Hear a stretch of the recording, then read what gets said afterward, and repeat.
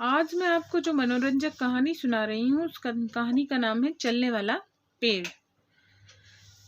मोहन ने हड़बड़ाकर आंखें खोली तो अपने आप को एक जंगल में पाया। वह भौचक्का सा बना लेटा रहा और अपने ऊपर छाए हुए पेड़ों को देखता रहा। आखिर कुछ संभलने पर वह उठा और जंगल में से निकलने का रास्ता ढूंढने लगा। एक ओर से ठक ठक की आवाज सुनाई दी तो वह उस तरफ चल पड़ा। आगे जाने पर उसने देखा कि एक बूढ़ा लकड़ियां काट रहा है। उसे लगा कि उसने उसे पहले कहीं देखा है। बूढ़े की ने आहट पाकर उसकी ओर मुंह मोड़ा तो उसने देखता रह गया। फिर उसके मुंह से निकला, तुम यहाँ क्या कर रहे हो? मैं जंगल में रास्ता भूल गया हूँ। मोहन ने कहा, रास्ता नहीं भूल गए बल्कि मेरे जाल में फंस गए हो। बच्चों, बहुत बार मेरे हाथ से निकल चुके हो, अब कहाँ जाओगे बचकर? उसने अपने हाथ में पकड़ी हुई कुल्हाड़ी उठाई। उसी क्षण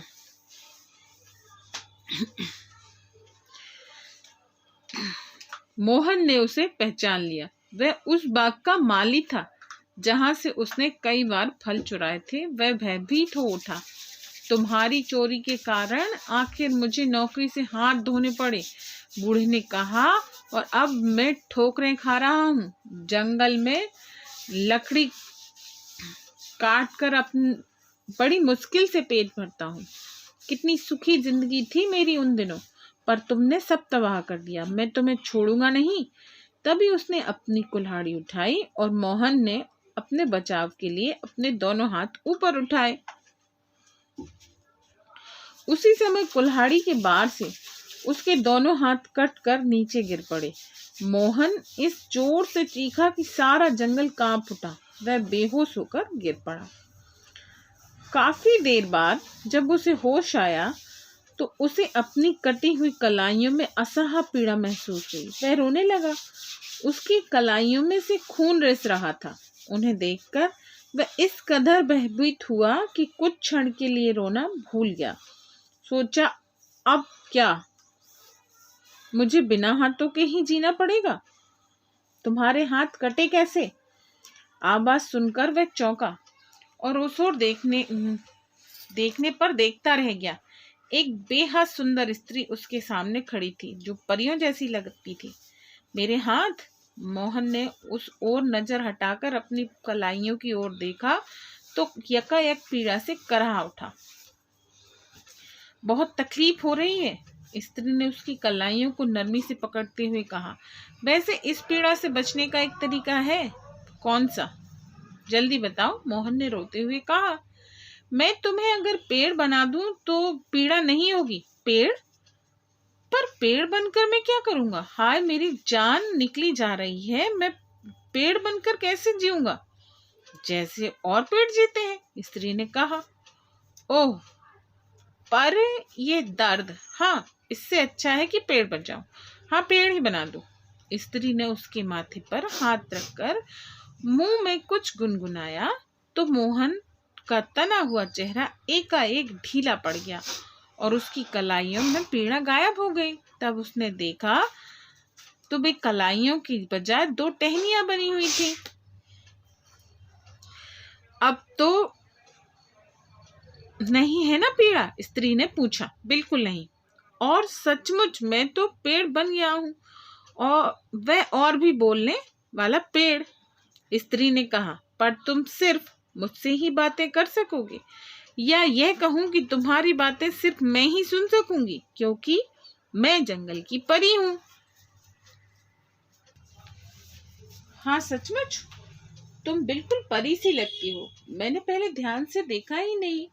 तुमने तो पत्तों और फूलों का लिबास पहना हुआ है। कितना सुंदर लगता है ये हरा भरा लिबास। और कैसे जादू जानती हो तुम? इस जादू से क्या तुम मुझे फिर से हाथ नहीं दे सकती?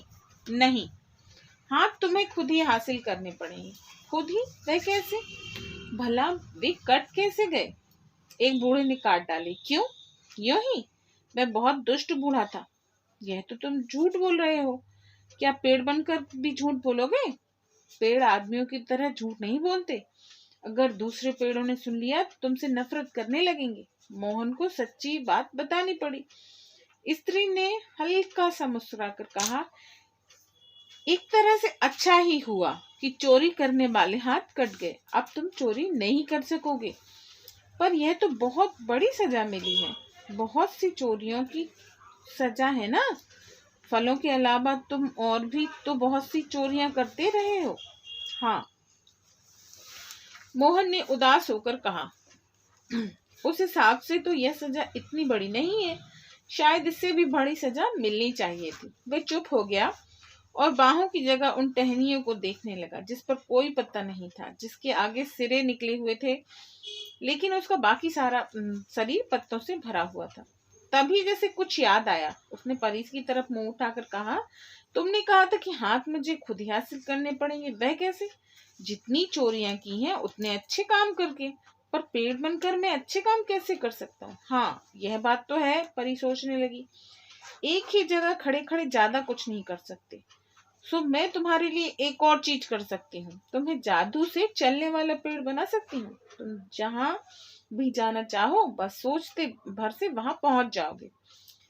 ये तो बहुत अच्छी बात है, मोहन ने खुश होकर कहा। परी ने उसे छुआ और मुंह में कुछ गुनगुनाया। लो, अब तुम चल सकते हो। जहां भी जाने के बारे में सोचो वहीं पहुंच सकते हो। मोहन ने इसे आजमा कर देखना चाहा। तभी उसके मन में कुछ सूझा तो खुद को एक सड़क के किनारे खड़ा पाया।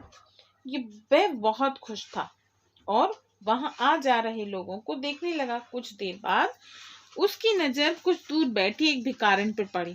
वे कड़कती धूप में हाथ फैलाए हुए थी। मोहन उसके पास जाकर खड़ा हुआ तो भिखारिन के सिर पर छाव हो गई। तभी उसने सामने तभी सामने पेड़ कटोरे में पैसे देखकर उसके मन में आया कि कुछ पैसे उठा लूं। पर दूसरे ही क्षण उसने अपने आप को धिक्कारा और कटोरे की ओर से नजर हटा ली।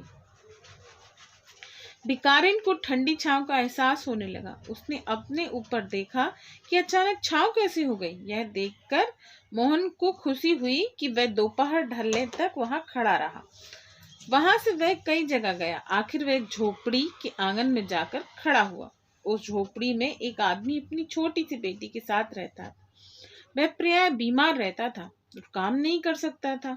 उस समय उसकी बेटी उससे कह रही थी, आटे के लिए एक भी पैसा नहीं है, रोटी कैसे पकेगी? मोहन ने सुना तो वह सोचने लगा कि उसके लिए रोटी का प्रबंध कैसे करो। अचानक उसे एक बात का ख्याल आया और उसने अपने आप को झंझोड़ा। उसी समय उस पर लगे हुए बहुत से फल टूटकर नीचे गिर गए। उसकी आवाज सुनकर लड़की बाहर आई और इतने सारे फल देखकर हैरान हो गई। फिर उसका चेहरा खुशी से खिल उठा। वह सारे फल बटोरकर पिता के पास गई और अपनी खुशी को संभाल न पाती हुई उन फलों के बारे में बताने लगी।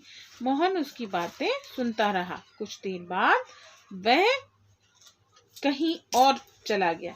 इस प्रकार जगह जगह जाने और लोगों की मदद करते हुए उसे बड़ा आनंद आ रहा था।